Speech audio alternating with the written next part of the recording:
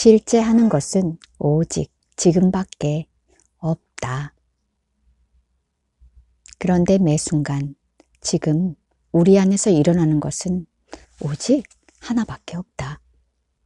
슬픔과 기쁨이 동시에 일어날 수 없고 두려움과 평화가 한순간에 동시에 존재할 수 없으며 게으름과 성실이 같은 순간에 함께 있을 수 없다.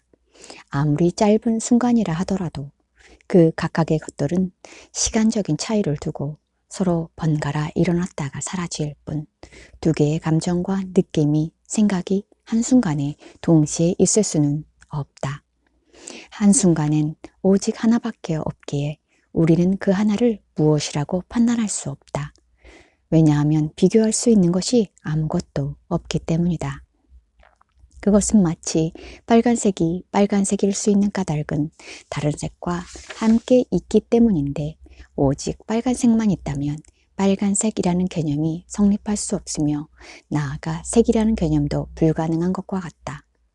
그렇듯 무엇으로도 판단할 수 없는 매 순간에 그 하나를 두고 이원성에 병들어 있는 우리의 마음이 둘로 끊임없이 나누어 볼 뿐인 것이다.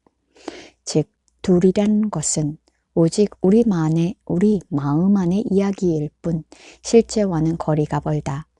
이 진실을 깨달아 마음이 만들어내는 둘이라는 상을 우리 눈앞에서 확연하게 걷어내고 나면, 그래서 모든 것을 있는 그대로 보게 되면 이번에는 하나라고 할 것도 없음을 알게 된다.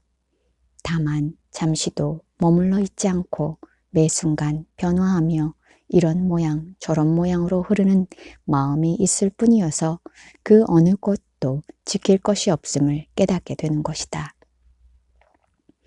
한 마음이 나지 않으면 만 가지 일에 허물이 없다. 한 마음이 나지 않으면 만 가지 일에 허물이 없다.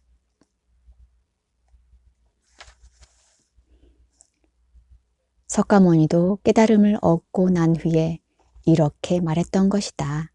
삼라만상이 이미 다 성불에 있더라. 삼라만상이 이미 다 성불에 있더라. 지난 94년 4월 50일 단식을 하기 위해 상주에 있는 자그마한 암자에 들어갔을 때의 일이다. 그땐 영혼의 자유를 찾아 떠돌아다니느라 목마름이 극에 달해 있을 때였고 그 문제를 해결하지 않고서는 남편과 가장과 아버지로서의 역할도 자식으로서의 도리도 직장 생활도 도무지 아무것도 제대로 해낼 수가 없었다. 그 모든 것을 미련 없이 버리고 떠나온 터라 절박한 심정으로 종일 암자에 틀어박혀 앉아 오직 내면만을 지켜보고 있었다. 당시 나는 내면에서 떠오르는 감정, 느낌, 생각들을 단지 바라보기만 하는 관법이라는 수행법을 행하고 있었는데 그렇게 앉아 한순간도 놓치지 않고 내면을 지켜보다 보면 어느 순간 문득 모든 것이 확연해지는 깨달음이 찾아오리라 믿고 있었다. 내가 그렇게 단지 바라보기만 하는 수행법을 행하게 된 데에는 91년 초 지리산 토굴에 있을 때의 한 체험으로 거슬러 올라간다. 그때 나는 하루 두 끼에 소식하면서 주로 나의 몸에 대해 관찰하며 온갖 이해할 수 없는 의문들에 사로잡혀 있었다. 이를테면 세수를 하다가도 손을 물끄러미 바라보며 왜 하필 손가락은 5개지? 왜 엄지손가락은 마디가 2개인데 왜 나머지는 3개씩일까? 내 이의 개수는 어째서 28개지? 내 얼굴은 왜 하필 이렇게 생긴 거지? 나는 한번 면도하면 다신 수염이 안 나길 바라는데 왜 나의 바란 거는 상관없이 이 수염은 이렇게도 끊임없이 나는 걸까? 그러다가 면도날에 베어 어느 순간 피가 날 때면 손가락으로 피를 닦다 말고 이 피는 또 뭐지? 왜 하필 이런 색깔과 농도일까? 그런데 이 모든 것이 나의 선택이나 결정과는 아무런 상관이 없지 않은가? 등등의 의문들이 끊임없이 나를 사로잡았다. 그러다가 어느 날 새벽녘에는 갑자기 배탈이 났는지 잠결에 급한 설사가 나려고 해 화들짝 눈을 떴다. 그와 동시에 나도 모르게 난 밖에 나가기 싫어. 저 춥고 어두운 대나무 숲에 내가 대충 비닐 천막으로 가려서 놓은 화장실로 가는 거 싫어. 이 따뜻한 아랫목에 그냥 누워있고 싶어. 라고 중얼거렸다. 그러나 워낙 급했기에 잠시 머뭇거릴 사이도 없이 벌떡 일어나 어둠 속에서 황급히 휴지를 찾아 들고 방문을 박차고 화장실로 뛰어갈 수밖에 없었다. 그렇게 화장실에 앉아 한숨 돌리고 나자 내 안에 슬그머니 화가 치밀어 올랐다. 아니, 내가 내 뜻대로 할 수 없는 이 몸은 도대체 뭐야? 나는 정말이지 따뜻한 아랫목에 그냥 누워있고 싶었는데 그런 내 마음과는 상관없이 이 추운 겨울밤 비닐 천막으로 대충 가려놓기만 해서 바람이 숭숭 들어오는 이 허름하게 짝이 없는 화장실로 뛰어올 수밖에 없지 않았는가? 또 가만히 보면 내 몸에 어떤 것도 나의 바람과는 아무런 상관이 없지 않은가. 키도, 얼굴도, 팔과 다리 모양도, 머리카락도, 더구나 눈에 보이진 않지만 내 몸 안에 있는 온갖 정교한 소화기관과 신경계와 뼈와 피의 구조 등은 또 어떤가. 하다못해 새끼발가락 하나조차 나하고는 아무 상관이 없지 않은가. 그러던 어느 날 늦은 아침밥을 먹고 그릇을 씻기 위해 톡을 앞 작은 개울로 나서다가 나는 갑자기 이렇게 외쳤다. 이 몸은 내가 아니다. 이 몸은 내가 아니야. 그때의 낯설고 생급스러운 경험을 나는 지금도 생생히 기억한다. 말하자면 바로 그 순간 이 몸이 곧 나라고 하는 오랜 착각이 갑자기 내 안에서 사라져버린 것이다. 그와 동시에 모든 사람이 자신의 마음 혹은 의식이 만들어내는 몸과의 자기 동일시에 속아 몸이 곧 자기 자신인 줄 착각하고 살아가고 있다는 것도 확연히 알게 되었다. 그와 함께 무어라 형언할 수 없는 존재의 묘함과 아이러니에 얼마나 웃음이 나던지 지리산이 떠나갈 듯 나는 크게 웃고 또 웃었다. 그리곤 이렇게 외쳤다. 모든 사람이 속고 살아가고 있구나.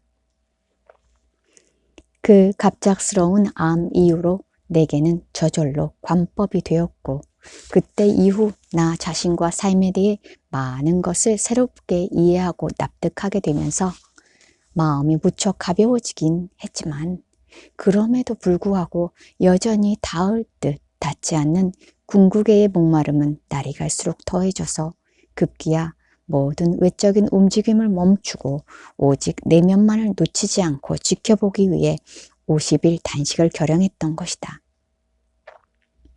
그렇게 나는 다시 결연한 마음으로 모든 것을 버려두고 자그마한 암자를 찾아 단식하며 종일 과부절을 틀고 눈을 지그시 감은 채 벽을 향해 앉아 있었다. 그러나 마음과는 달리 나는 끊이지 않고 일어나는 온갖 망상과 잡생각에 시달리며 몹시도 괴로워하고 있었다. 단 한순간도 놓치지 않고 내 안에서 떠오르는 것들을 지켜보려 할수록 오히려 단 한순간도 제대로 지켜보지 못한 채 언제나 놓치고만 있는, 그래서 늘 망상과 잡생각에 휘둘리기만 하는 자신을 목격하고 또 목격했던 것이다. 그것은 얼마나 큰 절망감을 내게 가져다 줬든지 이것이 마지막이라고 다짐하며 처자식마저 버려두고 떠나온 절체절명의 자리에서 한 발짝도 제대로 나아가지 못하는 자신을 매 순간 목격한다는 것은 참으로 견디기 힘든 고통이었다. 나는 그야말로 망상덩어리였다. 단적으로 말해 나의 내면은 지켜보는 자와 보이는 대상 둘로 나뉘어 있었다. 그런데 지켜보는 자가 보이는 대상, 곧 내 안에서 끊임없이 일어나는 온갖 망상과 잡생각과 감정과 느낌을 놓치지 않고 지켜보다 보면 그 극점의 어느 순간에서 마침내 나의 오랜 목마름을 끝낼 궁극의 답을 얻을 수 있다고 믿었던 것이다.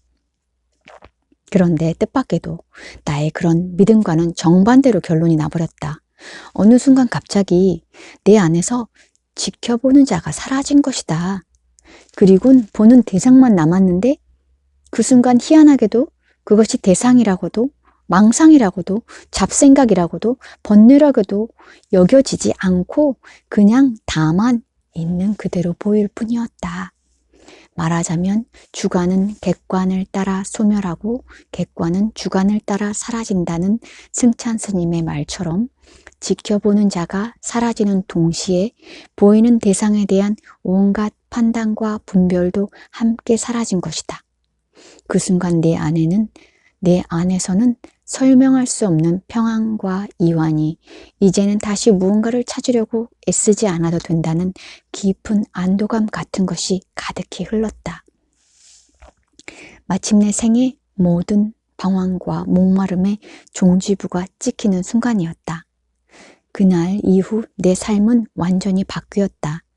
아침에 눈만 뜨면 뭔지 모를 갈증에 늘 무언가를 하려 했고 또 영원히 변치 않는 진리를 찾아 늘 떠돌아다녀야만 했는데 찾고 구하는 그 마음이 온데간데 없이 사라지니 한없이 평화로웠고 무엇을 하든 하지 않든 삶의 어떤 순간 어느 자리에서든 조금 더 허허롭지가 않았으며 삶과 나 자신에 대한 모든 의문이 풀렸고 무겁고 괴로웠던 마음의 모든 짐이 남김없이 사라졌다. 그와 동시에 힘들었던 모든 인간관계가 편안해졌고 한여름 가뭄에 타들어가는 들판처럼 메마르고 쭉정이 같았던 가슴에 설명할 수 없는 기쁨과 사랑이 솟구쳐 올랐다. 아, 얼마나 감사한지. 나는 그렇게 내 안을 둘로 나누어 보고 있던 분별이 사라지면서 삶의 질적인 비약을 경험함과 동시에 박 또한 있는 그대로 보게 되어 안과 밖이 하나인 세계의 실상을 마주하게 된 것이다. 지켜보는 자가 사라지고 보이는 대상만 남으니 대상이랄 것도 없이 다만 있는 그대로일 뿐이듯이 그렇게 주관과 객관이 소멸하고 사라진 자리에는 나와 너라는 구별도 중생과 부처라는 분별도 모두가 사라진다. 모든 것은 다만 있는 그대로일 뿐.